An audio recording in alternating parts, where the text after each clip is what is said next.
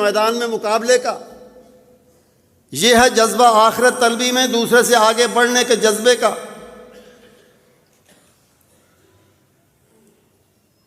تو انہوں نے کیا کیا؟ یقیناً آپ نے سنا بھی ہوگا،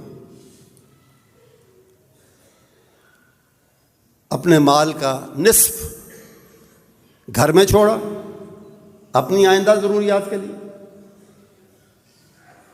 مال بھی اشیاء بھی گھر کی، نصف جو ہے وہ لے کے لدے پھندے رسول اکرم صلی اللہ علیہ وسلم کی خدمت میں حاضر ہوئے کہ یہ میری طرف سے۔ آپ خوش ہوئے؟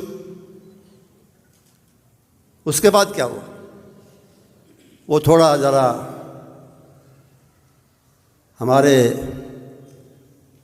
اقبال کی زبان سے سن لیں کہ اتنے میں وہ رفیق نبوت بھی آ گیا۔ رفیق نبوت، کیا بات کہی ہے!